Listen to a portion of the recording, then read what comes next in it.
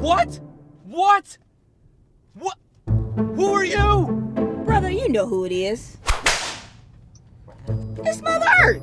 Mother Earth? Mother Earth. And who are you? I'm Todd. Todd. Yeah. What kind of name is that? It's the only one I got. I don't know. Todd. Yeah? That's besides the point. Okay. Why are you throwing trash out on me? Oh, you Look saw at this. that. I was afraid you were going to see that. I'm so sorry. And if I could just say, I'm a huge fan. Are you kidding me right now? Do you know how many people throw trash out on me every day? I am so sorry. A bunch of dirty, nasty people. Like yourself, clearly. To be honest, I didn't know it was going to be a big deal. You didn't think it was a big deal? You didn't think it was a big deal? I am so sorry. If I could pay for your dry cleaning or Dry cleaning? I don't know. I'm sorry. I don't know what to say. You're sorry. Yeah, I'm so sorry. That is not gonna cut it. Okay. I'm very, very sorry. I cannot feel it. I'm so sorry. I'm gonna need just a little bit more so we can all hear this. So sorry.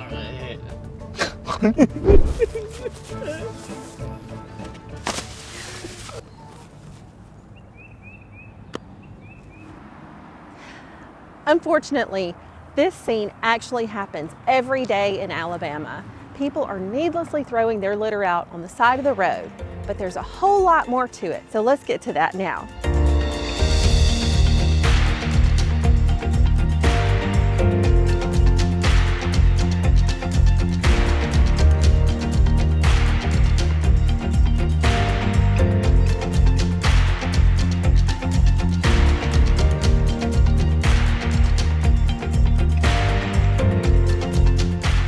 All right, we're here today to discuss what happens with your stuff when you're done with it.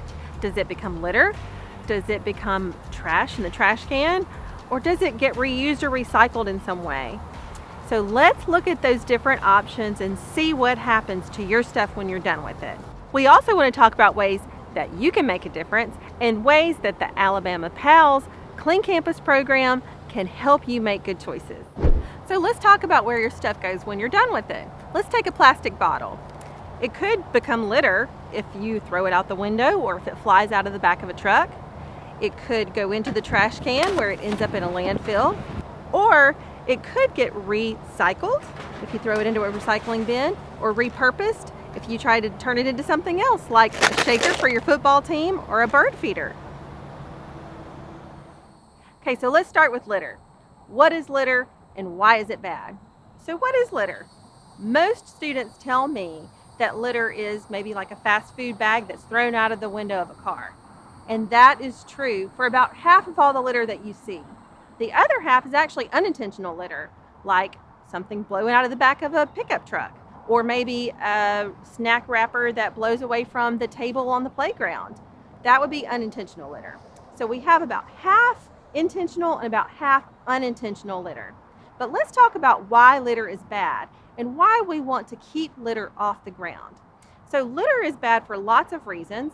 Number one is it just looks bad. You don't want to go play in a playground that's filled full of wrappers and old bottles, or go to the beach where you might step on something sharp and hurt yourself. So it looks really bad and it can be dangerous. It can also be very dangerous for animals. We have animals in our waterways and animals on the side of the road that can be hit if they're going out to try to eat an old hamburger that we've thrown out of the car. So it can be very dangerous for our animals as well. But it can also be very costly. It's costly both to the state of Alabama, which spends almost $7 million a year picking up litter, and it can also be costly to your family because your family can get tickets of around $500 up to $3,000 if you're caught throwing something out the window of your car and littering. So it can be very costly to your family as well. So what happens with litter if no one ever picks it up? Things like plastic bottles can last up to 500 years out on the side of the road if no one ever picks it up, and we wait for it to biodegrade on its own. We wait for it to break apart, to rot, to go away. Biodegrade's a big fancy word for all those things, just for waiting for it to go away on its own. So this can last up to 500 years if nobody ever picks it up. Things like apple cores can take a month or two to go away. Diapers can take 400 to 500 years to completely go away on their own if they're on the side of the road, nobody ever picks them up. Things like cigarette butts can take about 5 years to go away on their own. So this stuff takes a long time to biodegrade and go away if nobody ever picks them up and they end up on the side of the road. So the next question is, what is trash? Your trash, whether your trash can looks really pretty or really ugly, is all going to end up going to the same place. It's going to go to your local landfill. So you throw your trash into the trash can.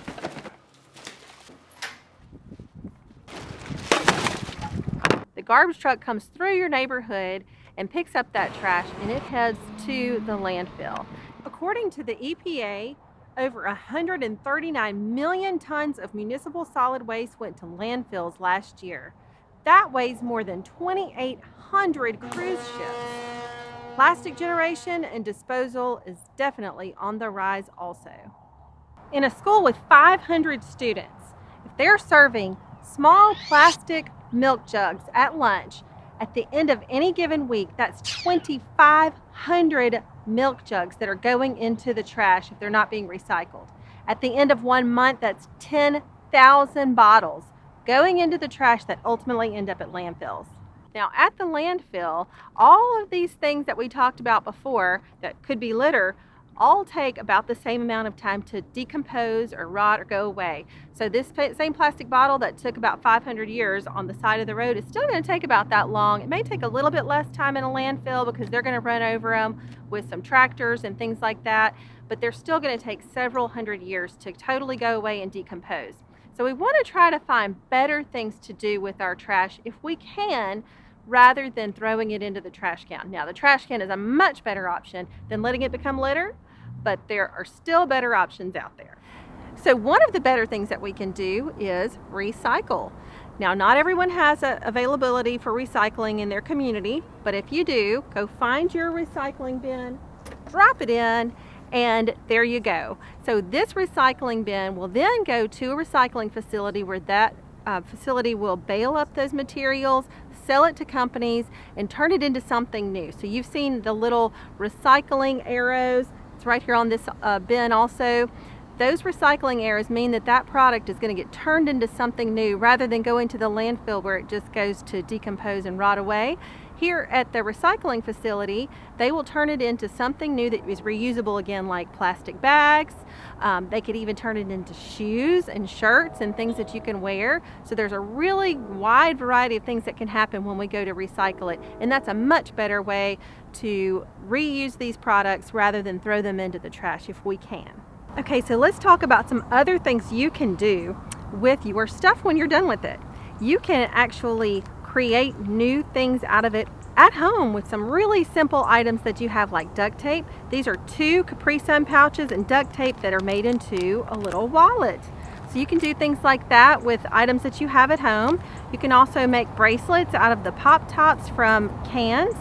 There's all sorts of things you can look up online, ways that you can reuse and reduce the litter that you are using in your home. So you can also make really good personal choices, like choosing not to litter.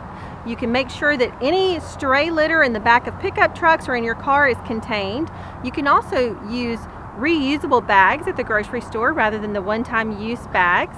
You can also compost, and you can plan cleanup days with your friends or family.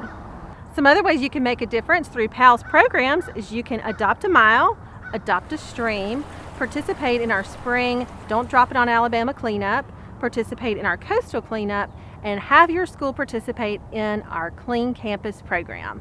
All right, some of the recommendations for being a part of the Clean Campus program are to hold regular campus-wide cleanups, to participate in recycling programs where they're available, to participate in our poster and recycled art competitions in the spring, to participate in the Don't Drop It on Alabama spring cleanup, and to find some other beautification projects to work on around the school. Alabama PALS will also provide trash bags for any on-campus cleanups, as well as your school having the opportunity to win up to $1,000 as a part of our scrapbook competition. Okay, so now we've got a few discussion questions so that you can go through and think about what you've just learned and discuss it with your classmates. And the first question is, what happens to your stuff when you're done with it?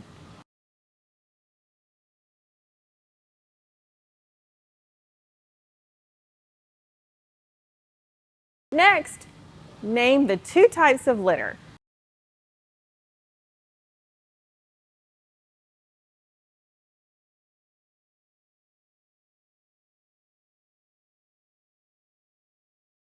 Can you name 3 reasons why litter is bad?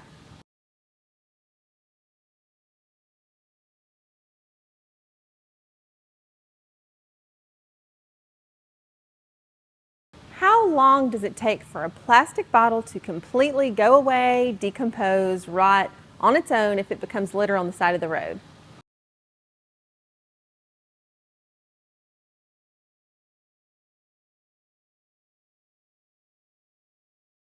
Can you think of 3 ways you can reuse or repurpose a plastic bottle?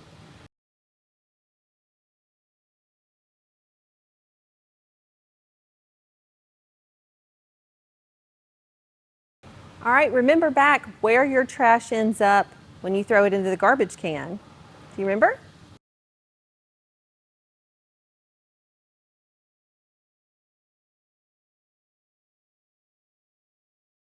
Can you name 2 ways to keep trash from going to the landfill?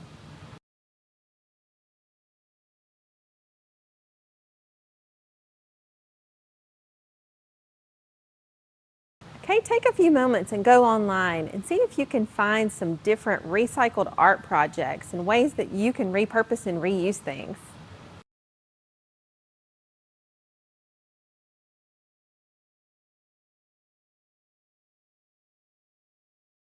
All right, great. Thank you so much, students. And I hope that you learned a whole lot more today about littering and why it's important to keep your stuff contained and not become litter on the side of the road. And this next section is really more for teachers to learn more about the Clean Campus program. So here we go. So now we're going to take a look at what it looks like when I come and speak at schools. And I'm going to show you a little bit of my presentation. You've already seen a lot of what is important when it comes to littering and recycling and how you can make a difference. But you can see a little bit more about what it looks like when the Clean Campus program visits your school. And that's what we're headed to next. You can tell even with paper, if you put it outside and it gets wet, it starts to fall apart a lot quicker.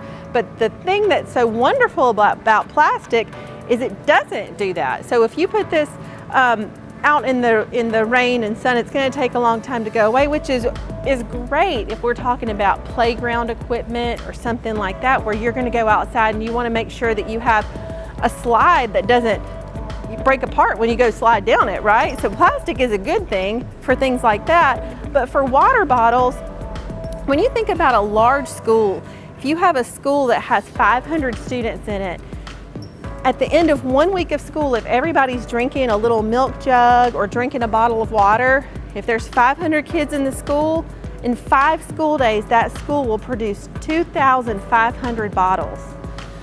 That's a lot of bottles in 1 week of school. So you think at the end of 1 month of school, that's 10,000 bottles that a school would produce if everybody's drinking 1 bottle of water or 1 little jug of milk.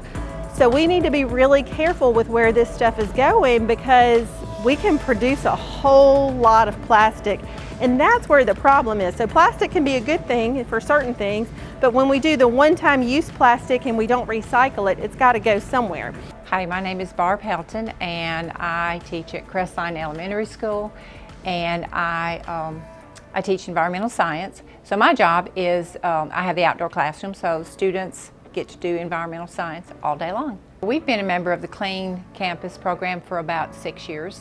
What we typically do is we have a Clean Campus presentation come to our school, and what they do is they will generally either talk to a class or the whole school, and they'll talk about ways that we can work together to keep Alabama clean, some suggestions of what students can do and what teachers can do. When they have come to our school, I know that I have taken what Jamie has talked to our students about, and I carry it a little bit further. Sometimes I have gone to their website and they have worksheets, they have lesson plans that I have used before that will give a rationale and tell the procedures and the outcomes and pre and post questions for the students. And it's basically, I just kind of take what she has said and then I'll kind of take off with it, because if I don't get to the very bottom and explain first after she's talked to them, talk about vocabulary words and some of the terms, and we just talk about trash in our, we start like in our classroom and move out to our campus and then our town, and we talk about at home some things that they can do to maybe kind of keep Alabama clean, because you know, if we don't teach them, they're not going to do it. I mean, just like any other skill that kids do, they don't learn how to tie shoes until we spend time with them and explain it and teach them and show them. So just like with skills in keeping, you know, picking up trash or keeping Alabama clean, we have to show them and get out there. Like I'll take my kids outside and we'll pick up the playground, you know, maybe a couple times a week. If we have a fire drill as a school, the school will go out with trash cans and we will pick up trash. But I just kind of, you know, I kind of make the kids go out and be a participant in what she has just explained to them. Thank you so much for taking the time to learn more about the Clean Campus program. If you have any further questions, you can visit our website at www.alpals.org. Feel free to contact us and let us know if we can help you in any way as you're getting your Clean Campus program up and running, or if you have any other questions at all, we'll be happy to help you in any way. So thanks again, and we look forward to working with you as you begin your Clean Campus program.